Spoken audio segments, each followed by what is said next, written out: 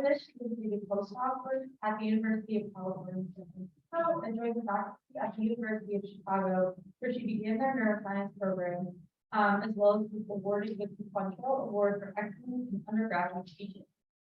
Dr. Mason shows her devotion towards teaching in many ways, such as writing the text of medical and neurobiology, as well as offering an online neuroscience coursebook that has enrolled over 350,000 students since 2016.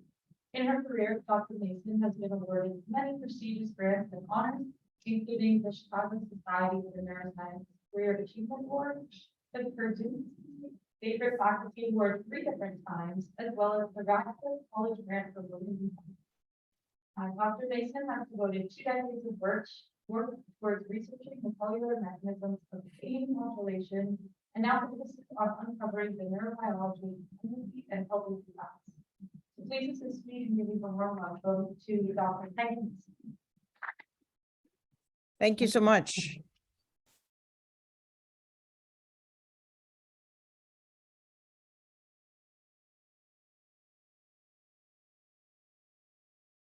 Okay.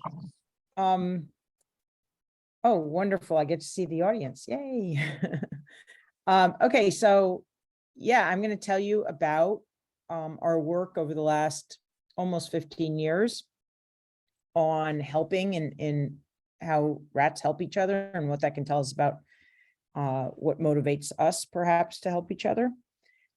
This really started with Inbal Benami Bartal, who's pictured here with me.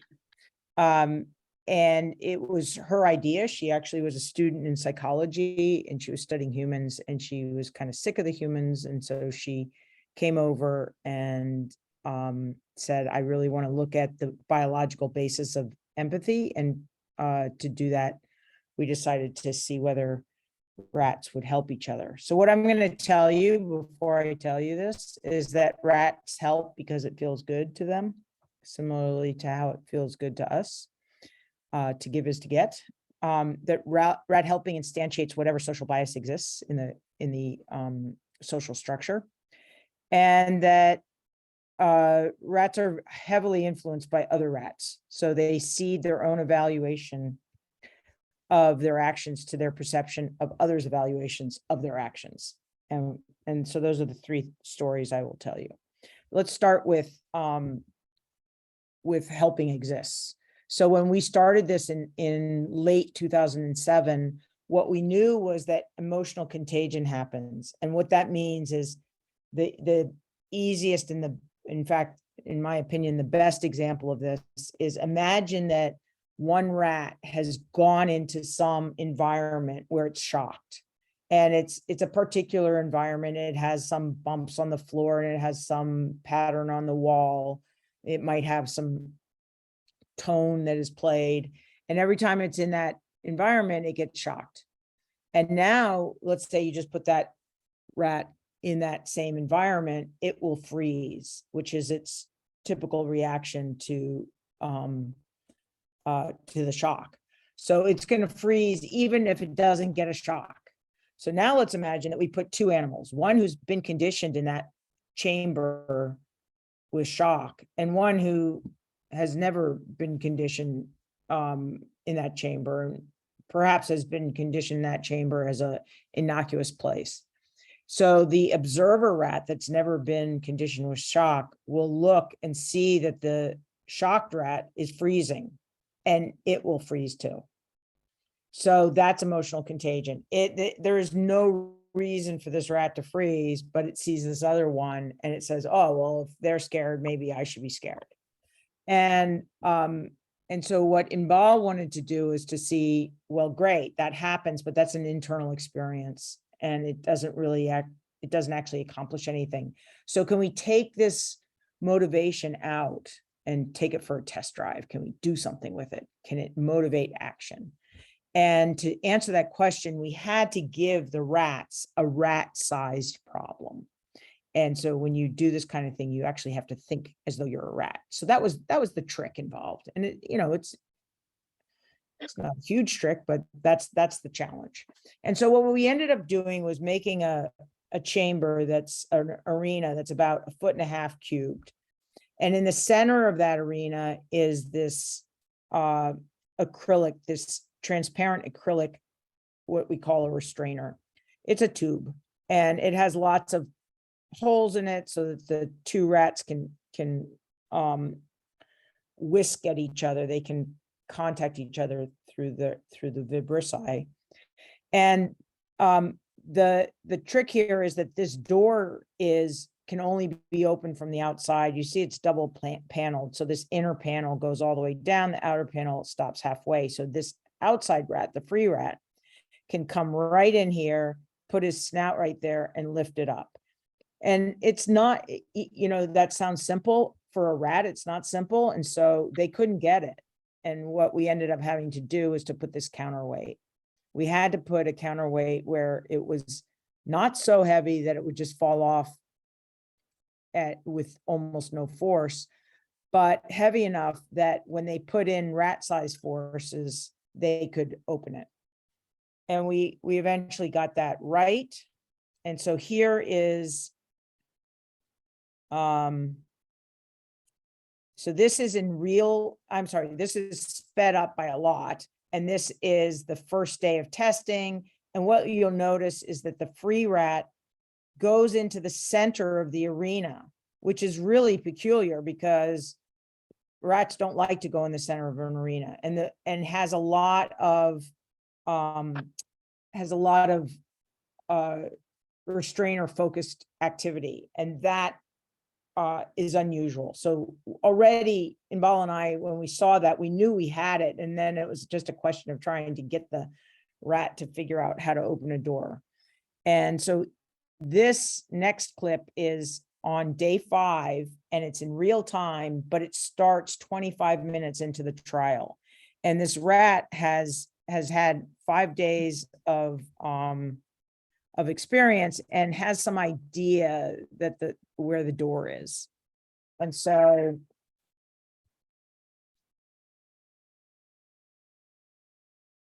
here's the rat. It's going to open, and what you're going to see is that both of the rats freeze because of the noise of the door.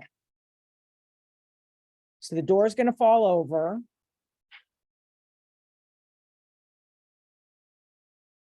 Still trying to figure it out. Oh, there we go. So you see that freeze? That was because the door fell over and it made a sound, and they didn't know that. The other thing that you'll notice is that the free rat follows the trapped rat. So this is, it is always way, it is never the reverse. The free rat follows him, jumps on him, licks him, and the liberated rat shows no interest in the free rat. Now what you're seeing is the last day, day 12, and you're seeing the moment that the free rat gets put in right now. And what you'll see, and I'll turn this sound down because it's too loud. You'll see now when he opens, the door falls over again, but they don't freeze. So he goes around, he checks that this is the same gig as the day, all the other days before. And once he figures that out, he's going to come in and just open the door. And he opens the door and they don't freeze for a second. And what that tells you is that this is an intentional act that he knows the result of. Both of the rats know what's going to happen. So it's not that they're, if they didn't want it to happen, they wouldn't do it. So at some level, that shows you the intentionality of this. Okay. So one of the questions that one can think about is, do the free rats, actually, when we first got this result, what we first thought was, or Inbal thought, she was cleverer than me, is that the easiest explanation for this is that they just want to play with the trapped rat. Rats like to play. So we actually did an experiment, which I don't have shown here, but the experiment was that we put 2 arenas together, and we put the restrainer, the door to the restrainer, up against the divide between the arenas. So when the free rat opened the door, the trapped rat was liberated into a separate arena. And when we did that, the rats kept opening if there was a rat in there, but if there wasn't a rat in there, they didn't open. So that suggested to us that opening did not require social interaction. Nobuo Sato adapted our paradigm. He did it slightly differently. So what he did was he put the free rat in this chamber, and the trapped rat was actually trapped in a pool of water. And so he was stoked. And Nobuo told me later that the reviewers insisted on this word soaked, which is a very peculiar word, but there you go. So what happens is that this free rat opens the door so the soaked rat can get out. But what I'm showing here is the control, which is that the free rat is here, and there's another rat here who's not in distress because there's no water here. It's just another chamber. And the question is, does he open the door? And the answer is he doesn't. So this free rat does not open the door for this rat that's in another chamber. So if he wanted to play with him, he'd open the door, but he doesn't. And finally, Cox and Reichel did a yet another version of this, even more elegant than what Nobuo did. And I like Nobuo's test of this better than our test. So anyway, there's been a progressive attack on this question, and the consistent answer is that no, the rats are not opening the door in order to play with the trapped rat. Okay, so how big a deal is it that the rats open the restrainer door? And so for this, I wanted to ask, what's the floor and what's the ceiling? What's our space, our parameter space within which this helping occurs? So the floor we can do easily. We just put in a restrainer and say, is this a Mount Everest situation where you open it because it's there? So that's the floor. No rat involved, just the restrainer. Door, restrainer. I did something. I made the world differently, made the world different by opening this door. Maybe that's rewarding for the rat. And the other side of the issue is the ceiling. So helping to help oneself, helping the self. And so for that, we did an experiment where we turned the door around. So now instead of only being, it can only be open from the outside, it can only be open from the inside. And here are the results. So on the left, what we have is the median latency. And you can see that when it's an empty restrainer, the median latency stays at 40, which are our cutoff. We have to end the experiment sometimes. We end it after 40 minutes. So within 40 minutes, that is the median opening. And then for the ones that are releasing themselves, what you see is that by day 3, they're releasing themselves essentially at 0. We put them in and they get themselves out. And it's a rapid decline. They start on day 1 and they've achieved this 0 by day 3. On the right, you see the percent that open. And what you see is that they never open for the empty restrainer. In fact, what you see is that one animal opened on the last day of testing. And so we actually considered that might be something real. Maybe this animal has decided that opening for an empty restrainer is a fun thing to do. So we tested all 8 of the animals on a 13th day, and none of them opened. So that's 8 times 13 days of testing, 104. And in 104, there was exactly 1 opening. So they don't open for an empty restrainer. That is, the floor is a floor. On the other hand, the self-release, it's interesting that, just over 50% of them opened on the first day, not all of them.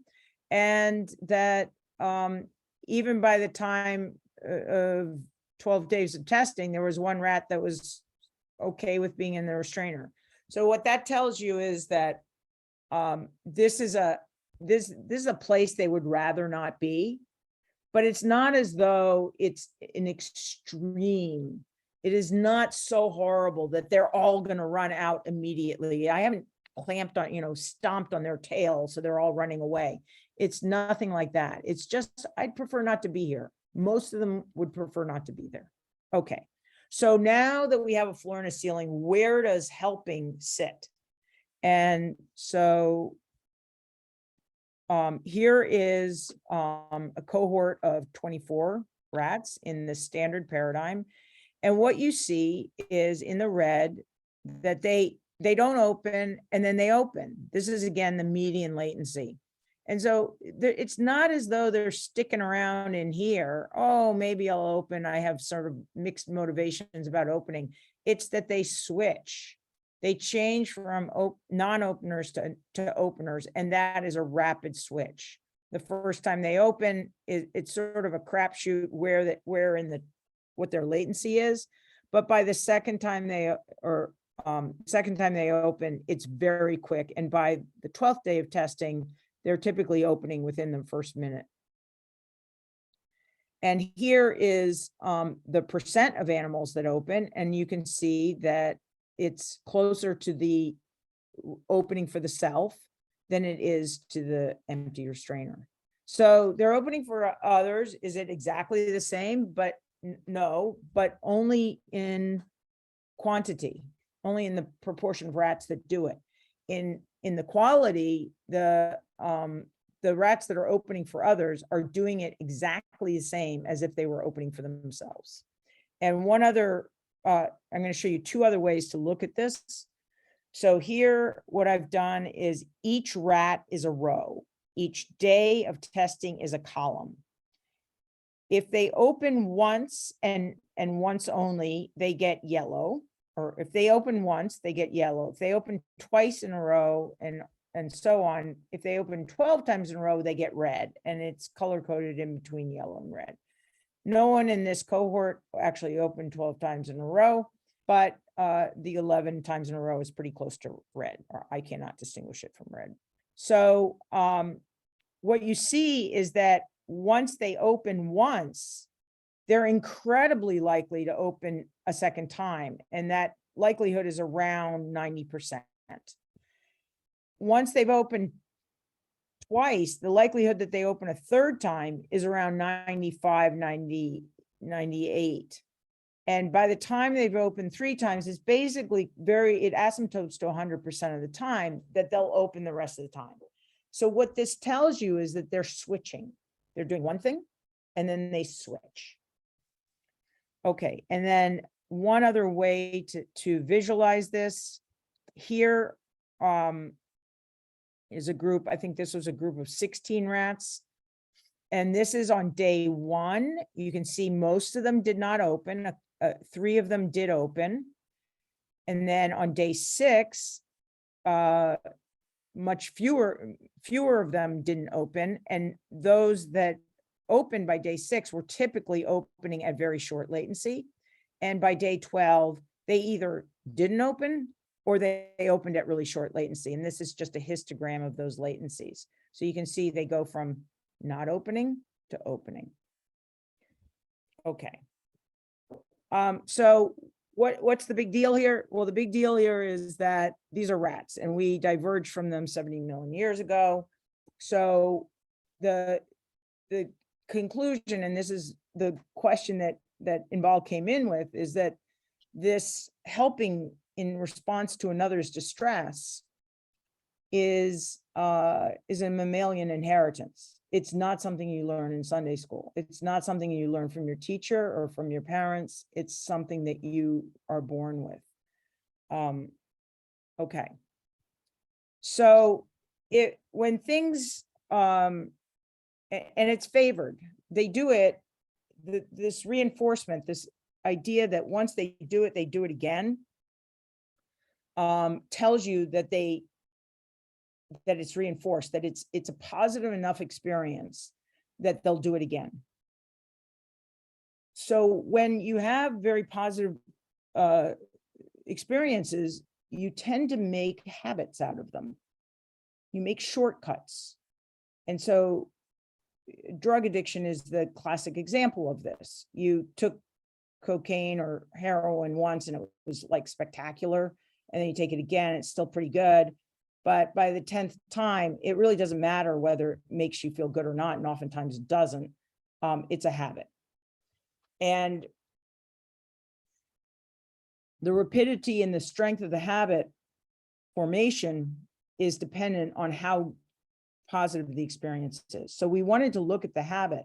And the other thing is that when we took these rats at the end of 12 days, I always have some pilot idea in my head. So what we had often done is at the end of 12 days, we would put in an empty restrainer. And what we learned is that if they had been opening for the trapped rat, they would open for an empty restrainer. These guys down here that don't open, they didn't open for an empty restrainer, but these guys did. And so that's definition of a habit. It's outcome independent. It doesn't matter whether a rat is helped or not. They're going to open that door because it felt so good to open the door for the trapped rat initially. So, so what we decided to do was to test rats. And we didn't know how fast that habit formed. We knew that after 12 days of testing, it was formed. So we guessed that it was somewhere between 2 times opening and 4 times.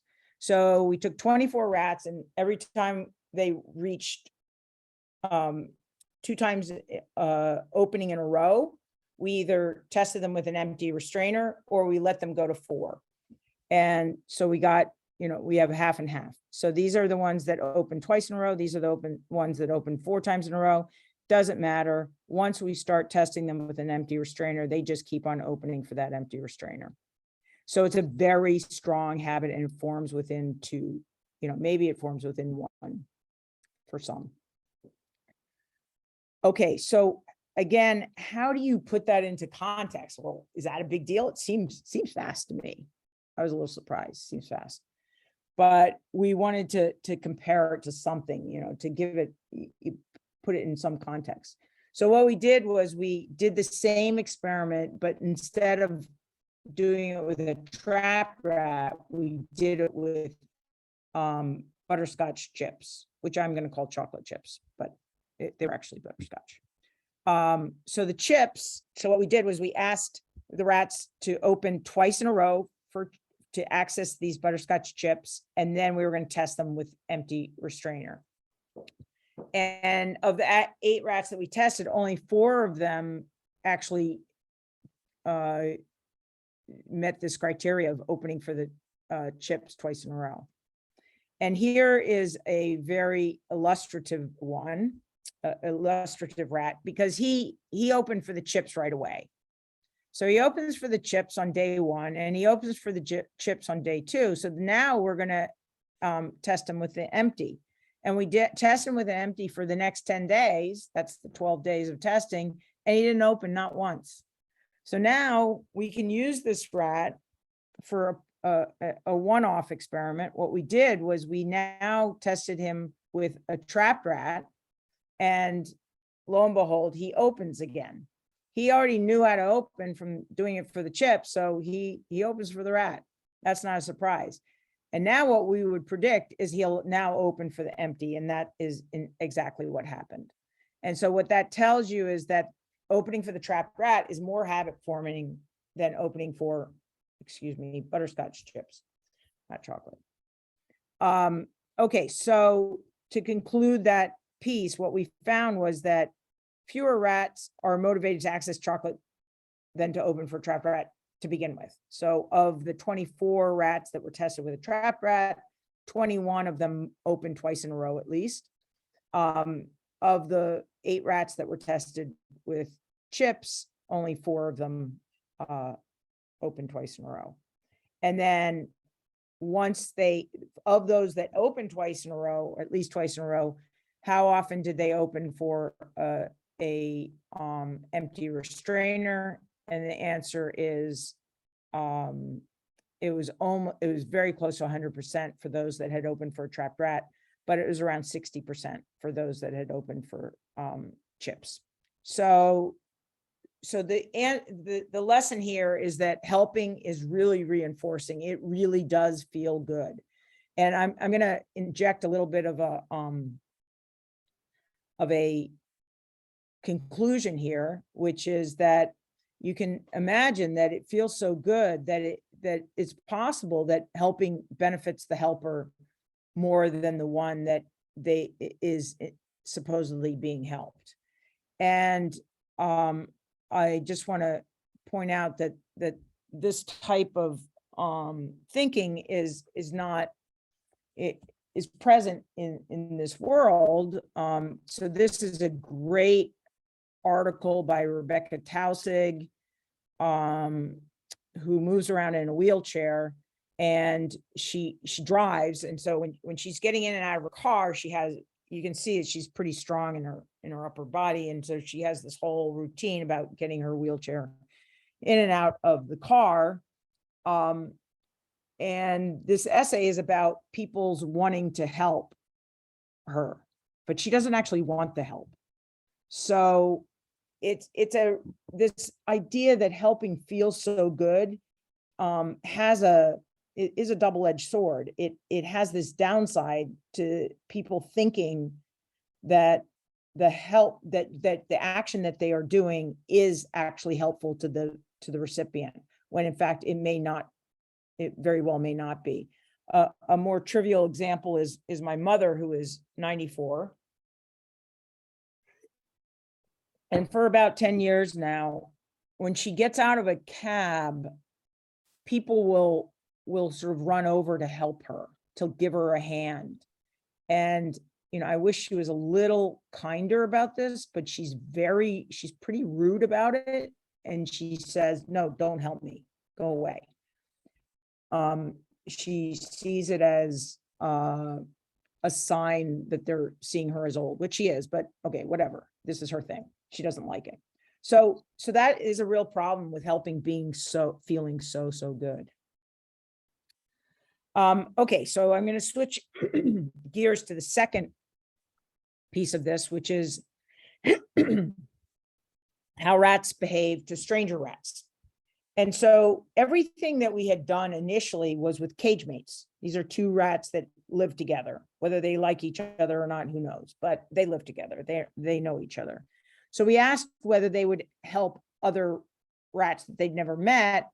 And what my student did was he made a stable of 12 strangers over here on the right.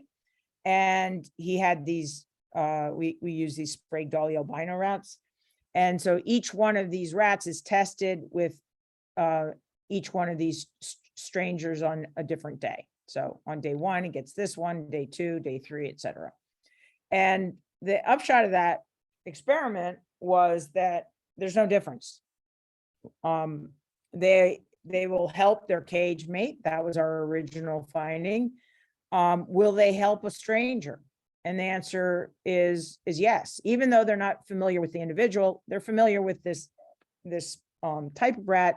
And remember that rats went through this genetic bottleneck in the early 20th century. Different stocks went through different or were started with at different years and with different pairings. So for example, I think Wistars were started with a wild, 2 or 3 parents, and everything is bred from them. It's not a congenic strain, but it went through this bottleneck. So the next thing that we thought about was, well, maybe they'll help the stranger, but they won't help an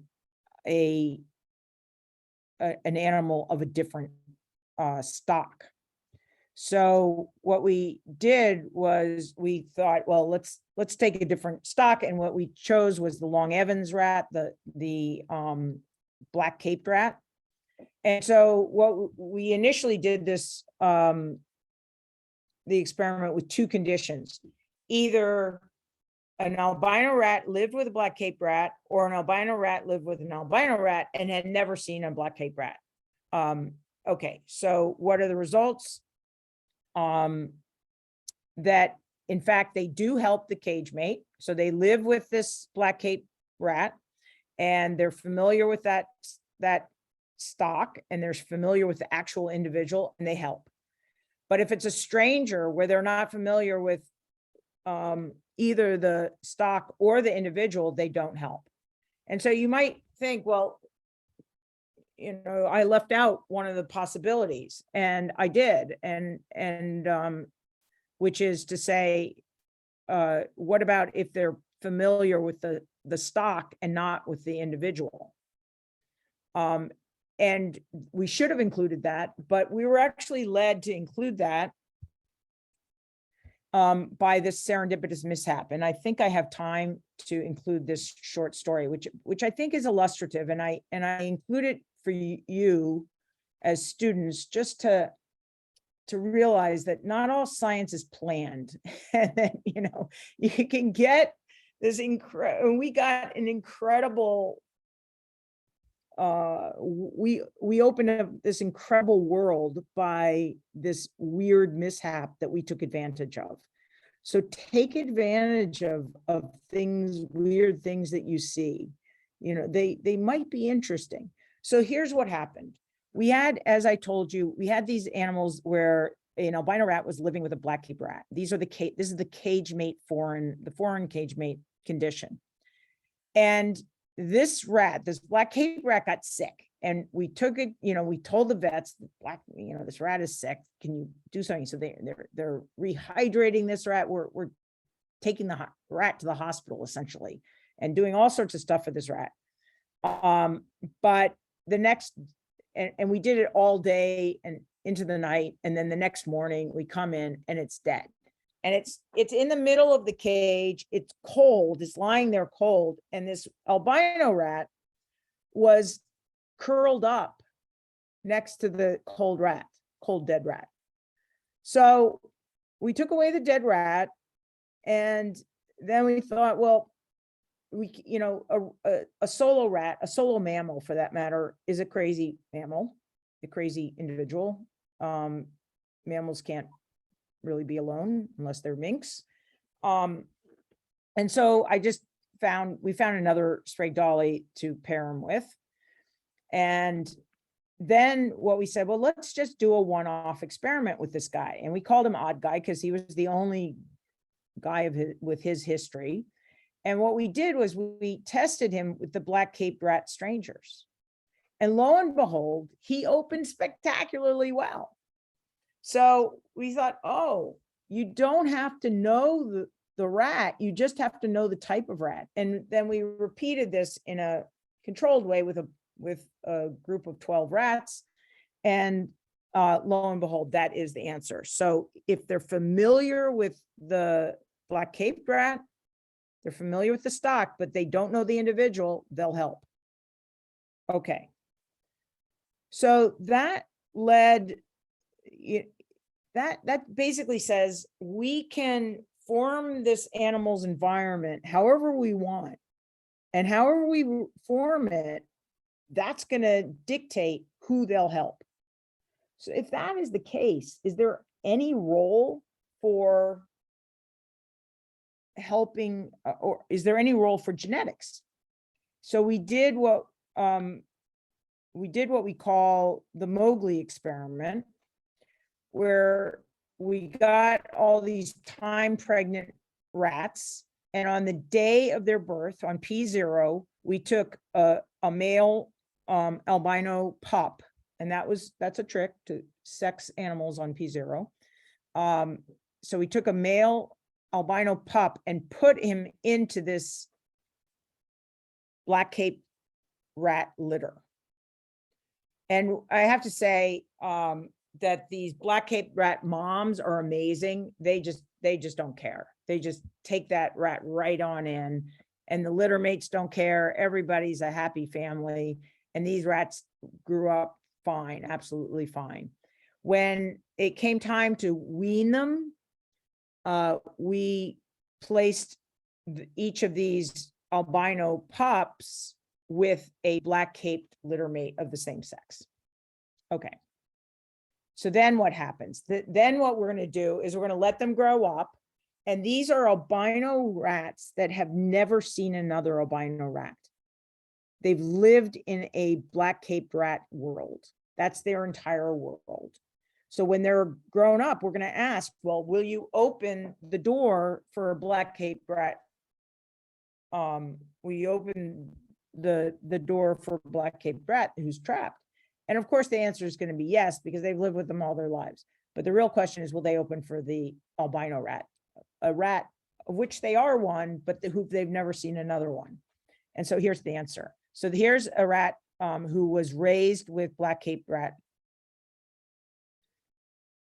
And you see, he opens, it's no problem. They're friends, blah, blah, blah. And here is, this guy has never seen another albino rat. And now what's very interesting to him is the walls of the arena. He never opens. So that's a really powerful result. And in fact, what we found is that helping is socially selective.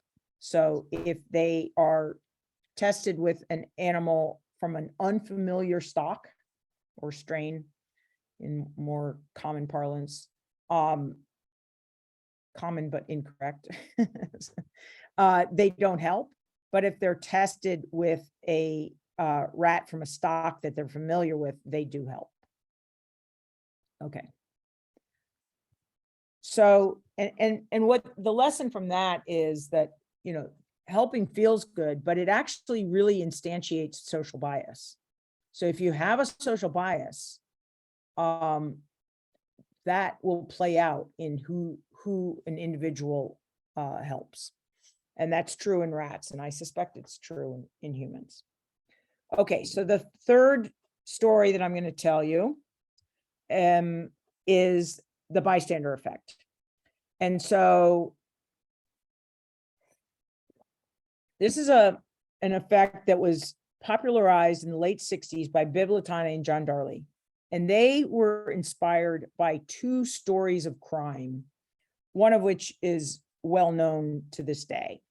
And the one that is well known to this day is the story of the rape and murder of Catherine Genovese.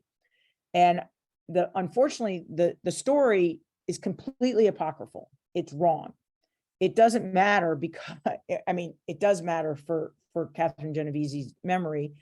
And the correct story has been told, but for the purposes of the bystander effect, Bibliotani and John Darley, at no fault of their own, took the published version as fact and were inspired by it. And that published version was that she was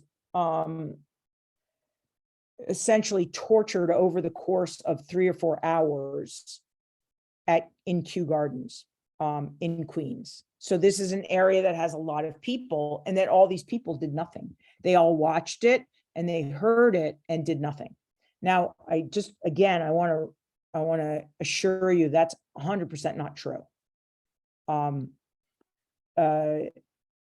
People did intervene, and most people did not see it, did not see any of what happened. Okay, but nonetheless, Bibliotani and John Darley took this as fact through no fault of their own. And they designed a bunch of experiments where they asked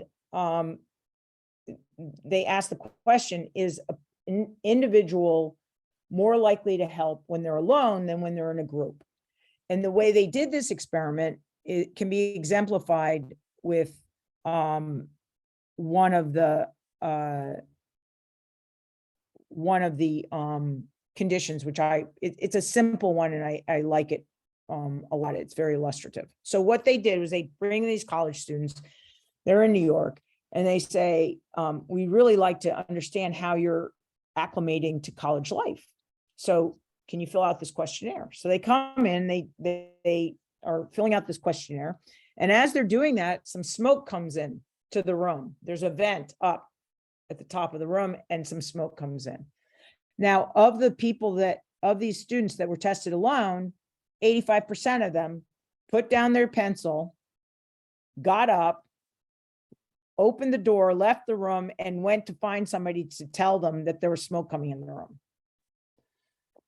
The second condition was saying the person is told the same thing, but now there are two other people in the room and they are part of the research team. They're what is commonly called in psychology literature confederates. So they're instructed purposely not to help. So here's this student filling out this form, same smoke comes in, but now there are these two people doing nothing and not even looking up at the smoke. And what happens? Only 13% of them get up. And when you ask them, why is that? They say, oh, I thought it was part of the experiment. So they'll make up some reason that their appreciation of the situation is wrong and these other people are appreciating it correctly. So we wanted to do the same experiment in rats. So what we did is it would be hard to make them Confederates. The easiest way to make them Confederates was to drug them. So we gave them a very high dose of midazolam where they're kind of zonked off in the corner. And we either tested a rat with one zonked rat or two zonked rats. And here's what this looks like. So this is the potential helper on, and here's the zonked rat sitting there in a corner, and here's a trapped rat. And they're on day 4, they're kind of interested. They might open, but by day 7, they're as uninterested as the zonked rat.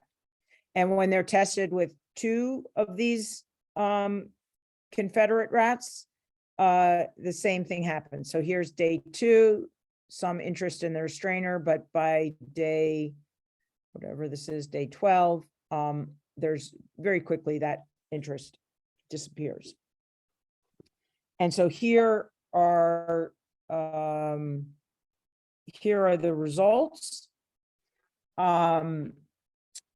So what I've done here is I've said, here are 12, here are the number of total openings. So there are 12 days of testing. You can open anywhere from 0 to 12 times, and then consecutive openings. Well, if you open twice in a row, that's 1 consecutive opening. So in 12 days, you could have a max of 11 consecutive openings. So if you open once and then you open every day thereafter, you'll be somewhere on this dotted line. And what you see here is that the controls are on the dotted line. They start opening in this situation, they started opening on day 4 because they have a median of 8 openings. And 7 of those are consecutive, 7 consecutive openings. That's perfect opening. In contrast, what you see here for these animals that are tested with either 1 or 2 Confederate rats is that they actually start opening, they open much less, and because they're removed from this dotted line, they're not perfectly reinforced. Another way to look at this is here where I've graphed. So look at the controls, which are in this black. So the control, the first testing day, the first day of opening is on day 4. And the third time they open, so this is plotting the first and the third time that they open. The first day they open is on day 4. The third time they open is on day 6. They're perfectly reinforced. They open on day 4, then on day 5, and then on day 6. And what you also see is that between the first and the third opening, the latency to open goes from, say, about 9 minutes to 0 minutes. They open faster.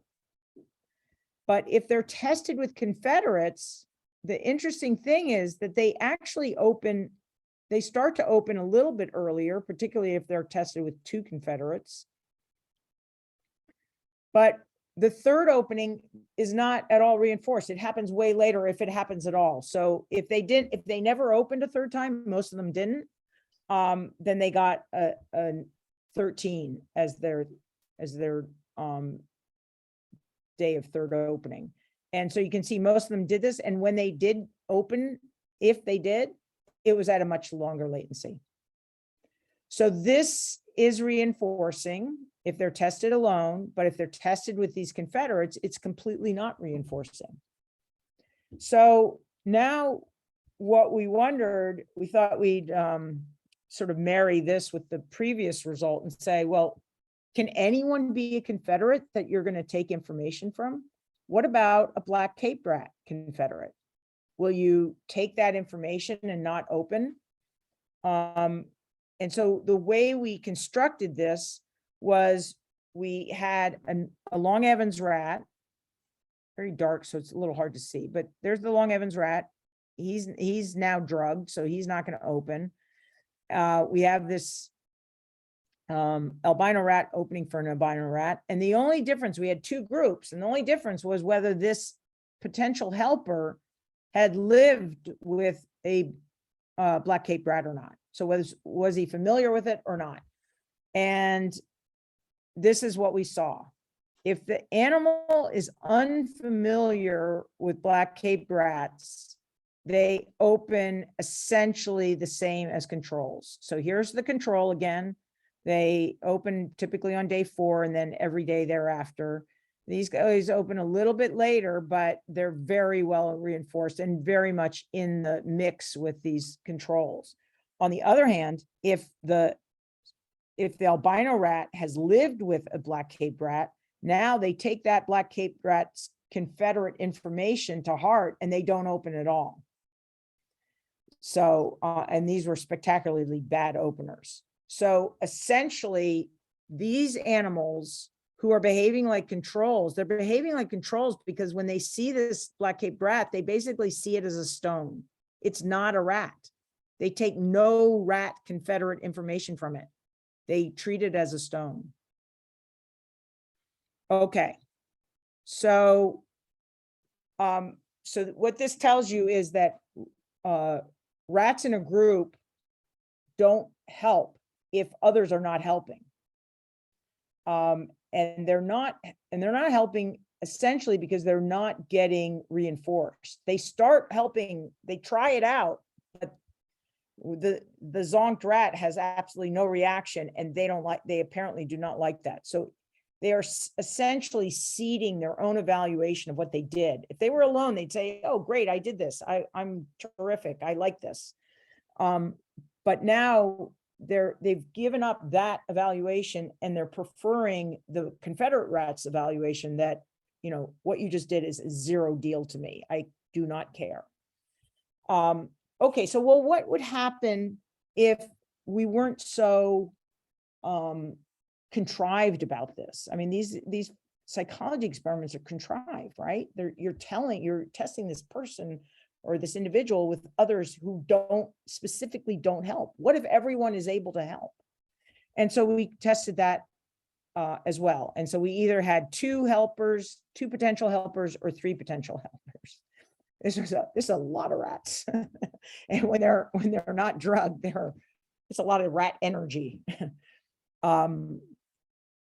Okay, and so this is what we found. So it's a lot of rat energy, and so much so that in this situation with the trios, we only tested them for 6 days because by day 6, you know, there was no point in testing them more. We knew the answer; they were going to open. And so we did a different experiment, which I'll tell you about in one moment. But so when we analyze this, I can only analyze the first 6 days. So how many total openings are there in 6 days and how many consecutive openings? Same deal where this dotted line is perfect reinforcement. And what you see, here's the control.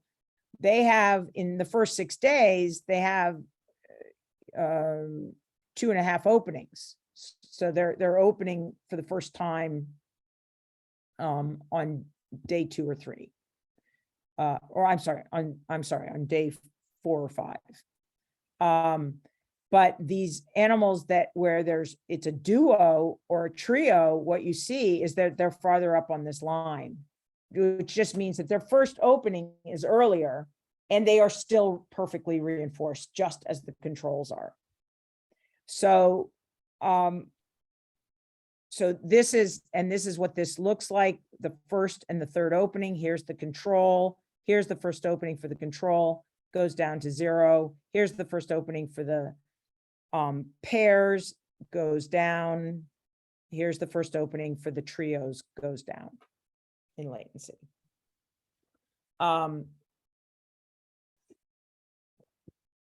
So so one of the things you could say is, well, you have more rats there, so of course there's more openings.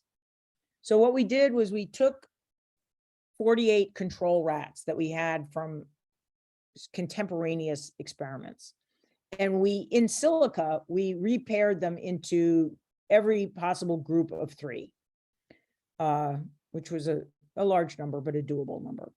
And then we said, in these pairs, in these trios, what is, and we also did it for the duos, what is the predicted number of openings that we would get from these individual rats if they were independent of each other, because they are independent of each other. We've grouped them by simulation, but they had no influence on it. They were tested individually, and now we're grouping them in the computer. And here is what that looks like. So if we shuffle them and we say, how many openings are there on day 1?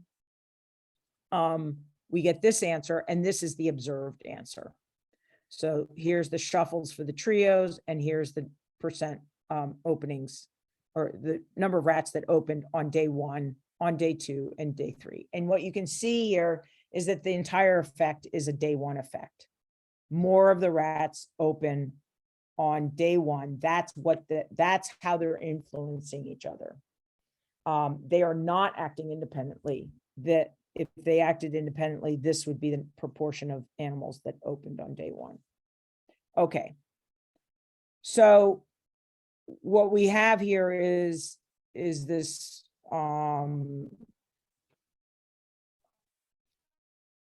this really interesting result that these animals, the bystander effect is completely dependent on the bystander's behavior. So the classic bystander effect depends and only occurs when the bystanders are not doing anything.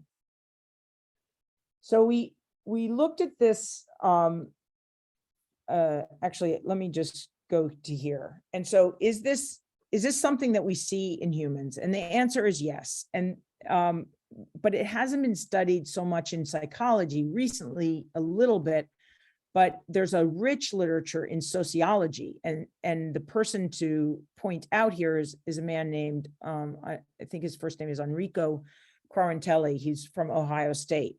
And he asked the question, in a natural disaster, when there is no real law enforcement on hand, are people just going to take tooth and nail, and they're going to go out and do things for themselves? Is this going to be people's reaction? And he was the first really big natural disaster that he was able to study, and this is the sort of the first of this type of research, was the 1964 Alaskan earthquake, which is a huge earthquake. And he had people on the ground within in less than, I think, 36 hours. And so what's remarkable about what he found then, and what has been found every time ever since, is that people are very giving of themselves. They they help other people that they don't know, complete strangers. They help people at great risk to themselves. I personally was in the 1989 San Francisco earthquake, and I can assure you that what happens when the earthquake hit is there's this milk of human kindness that just sits over the entire city, or sat over the entire city. So this is a real finding that that in the absence of Confederates, you will see extra helping, not less. And this is on the right, you see here, this experiment by Mark Levine, Richard Philpo, where they looked at CCTV footage of hostile interactions on the street, where there was a hostile interaction between some number of people, and then there were bystanders that were in the frame of the TV recording. And what they found was that over 90% of these bystanders intervened. In over 90% of the cases, there was intervention by one or more of the bystanders. And as you increase the number of bystanders, the number of interventions actually went up a little bit. Okay, so that's that result. Do I have 10 more minutes, Mike? Or do you want me to? Is it yes? Or should I take? Yeah, you have to go 12:30 your time. So Okay, okay, great. So after we did this experiment, we only did it in the trios for 6 days. So what we decided to do, and we didn't particularly have a hypothesis here, but we thought, oh, let's see what we see. Let's test the animals individually. And so after to set this up, I have to tell you one thing, which is that when we tested the animals in trios, it turns out that it was typically one of the 3 rats that opened each day. Okay, so it was the same rat that opened each day. So when we tested these rats individually, we saw 2 very striking things. The first striking thing that we saw was that the rats that had not opened, the trio rats that had never opened. Now, that's not to say that they wouldn't open. They didn't get a chance because somebody else beat them to it. So who knows? Maybe they would have opened, and in any case, consistently, they got beat to opening. So these animals had never opened or didn't open on day 6, and almost all of them opened on day 7 when they're tested alone. If we look at a control set of rats, animals that don't open on day 6 almost never open on day 7. It's very rare for them to just decide, okay, well, day 7 is my magic day. This is a day I'm going to figure this thing out. So this suggests that they're actually learning. They learned how to open from watching the opener. And on the right is just, this is supportive evidence that the change in latency from one day to the next day is as though this rat that is tested alone was the rat that opened on the previous day. So they're continuing the decrease in latency from the other guy, just the way that an individual rat decreases his latency each day. Okay, so we think that they're actually learning how to open by watching the other rat open. Now, what about the rats that did open, the ones that were responsible for all the opening? And this is, I don't know, I find this kind of funny. So they stopped opening. For the most part, they stopped opening. So here are the rats that opened on day 6. They had their 2 other guys watching them. And now they're tested on the next day, and less than half of them actually opened on day 7. And if you look at, if you think about day 8 through 12, remember my color-coded yellow to red diagram that by the time you've opened on, say, day 6 or 7, 8 through 12 is just solid opening. And in fact, that's true. If we took controls, they open on all 5 days, 8 through 12. But these animals that had opened when they were part of the trio, they open much less consistently than controls. So the implication is that they actually like an audience. And once they lose the audience, they're just helping is less, feels less good, is driving them to reinforce much less. So this is actually interesting. I was talking about this recently in a different setting with people who had children, and we talked about what is the proper reaction to your child doing something helpful. how much of an audience, positive audience do you want to be? The implication of this, and there are other data to support this, that it is better to locate the reinforcement internally than externally with from an audience. And so, you know, what's the answer to that with children? I don't know. Thank God I don't study children. But it's an interesting one to think about.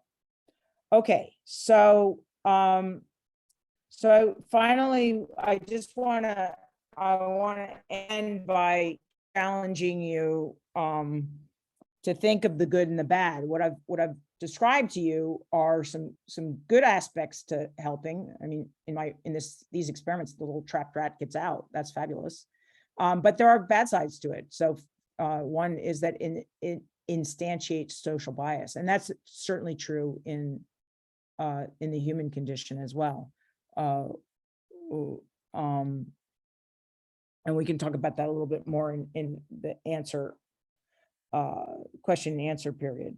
But I see some role for empathy, but I also see a huge role for what's called rational compassion. And this is an argument that's been popularized by a psychologist from Yale named Paul Bloom.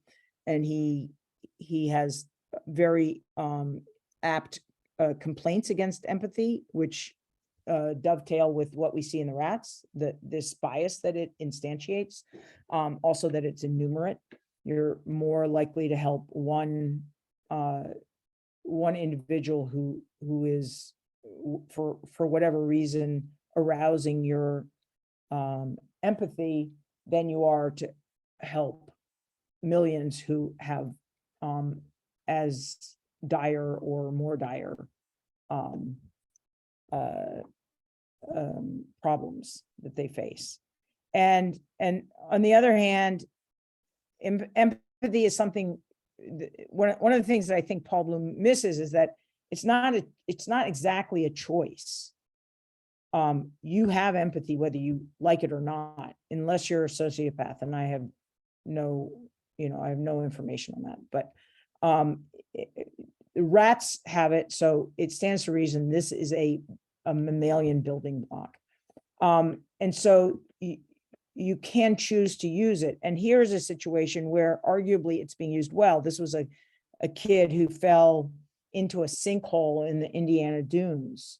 And a lot of people, some of them from the fire, emergency response people, but some of them just people that were at the beach that day, pitched in and got this kid out, and he was saved. It was great. So there are places to use it, and there's places to be more rational about who to help and how. And thank you. So I will take questions.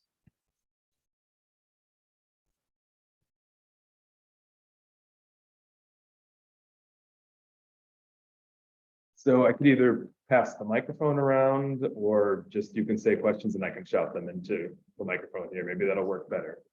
First of all, do any students have questions that they'd like to get out? I know you have a lot because you sent them. Does anybody want to ask questions out loud? Otherwise, I'm happy to pass along some of your questions. Dr. Mason, anybody want to? Any of the faculty or anybody on Zoom want to ask questions? Otherwise, oh, here we go. Dave? Yeah. All the males. To read everything, why a child is wonderful. Sure. Yeah. The question is, all these experiments were done in male rats. Do you expect any differences if you were to? Obviously, it's a huge amount of work, but if you were to repeat these in female rats, would you expect differences? Is that especially bystander issues and things like that? So there's a common belief, I think, that women are more empathic than men. That human literature is pretty weak. There are lots of studies that find no difference. And the differences that are found are pretty mild. What I can say is that since we published the paradigm in 2011, and Naboyo published the adaptation, the other version of our paradigm in 2015. And I put them in, they're basically the same paradigm, whether you're being saved from a restrainer or from a pool of water. And there are 15 labs that have published on one or the other of these versions. And they pretty much split down the middle as to whether they've used females or males, and there's been no difference. So I doubt there's a big difference. Along those lines, actually. People that have put them head to head haven't seen a difference also. But those head to head challenges are typically underpowered, so it's a little, but certainly it's present in females, it's present in males. If there's a dramatic difference, you don't see it. No one's seen it. Along the same lines, one of the things that came up in our discussion last week, and some of the students had posed the question, has anybody tried to do this in mice? Will it work in mice? Do you expect it to not work in mice? People have tried to do it in mice. There's two. Okay, so it doesn't work. Why doesn't it work? Probably because mice are too uptight. They're very stressed. We habituate our rats a lot. And even so, the rats, they like us, they don't love us. Well, the mice always hate us. You can't really habituate a mouse, or we haven't been able to, and others haven't either. So there's one person who's told me this, but has not published it, which is that if they put the mouse, and this was using Naboyo's version. So if they put the mouse into the pool and then test that mouse as the free mouse for another mouse that's in the pool, that mouse will open. So they have to have experienced the problem themselves in order to help. He never published that. Another person just recently did one where basically the mouse has to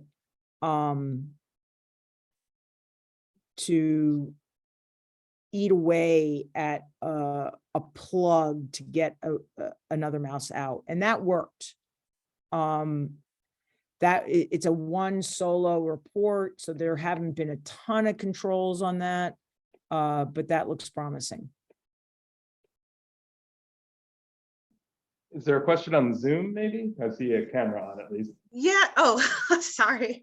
Yeah, I have a bunch of questions, but are there any more from the students? I feel like I'm cheating because I'm not in the actual room over there. Well, I'll just jump right in. So Peggy, thanks for an awesome talk. I wonder how you would say this rat model of helping compares with studies in bats, where the helping behavior is often explained by inclusive fitness or reciprocal altruism, is one question. And the other question is, have you tried using a dopamine antagonist to block the helping the reinforcing effects of the helping? So yeah, you're talking about vampire bats?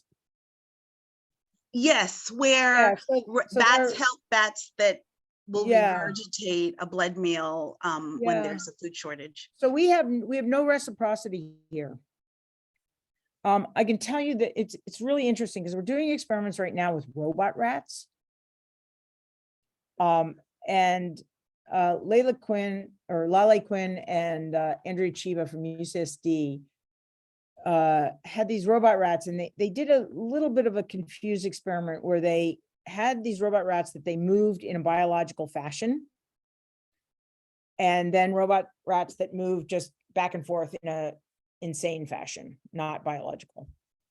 And the rats, the real rats were actually trapped and released only by the biologically moving robot rats. And when they were given the choice of opening for either the biologically moving robot rat or the non-biologically moving robot rat, they preferentially opened for the the biologically moving one. Now, I thought that was going to be due to biological movement. Now, our first attempt at this, and we're working with them to look at this, is no. And so it brings up this question of whether they, in fact, were doing it not because of the movement, but because of reciprocity. So reciprocity may be an incredibly, I mean, I suspect it is. The literature on reciprocity is strong. It's a very strong motivation. So I suspect that they will open for another individual out of reciprocity. And we're gonna look at that, in fact, with the robot rats. So we'll see. As far as dopamine, so I have stayed away from that, but Inbal just published a beautiful paper looking at the involvement of accumbens and dopamine. And indeed, and I can't do justice to her findings, but yeah, as you would think, the opening is accompanied, I believe, by a little juice, a little dopamine juice. Fantastic, thank you. Great. Well, I think we're a little over time and we need to adjourn for lunch.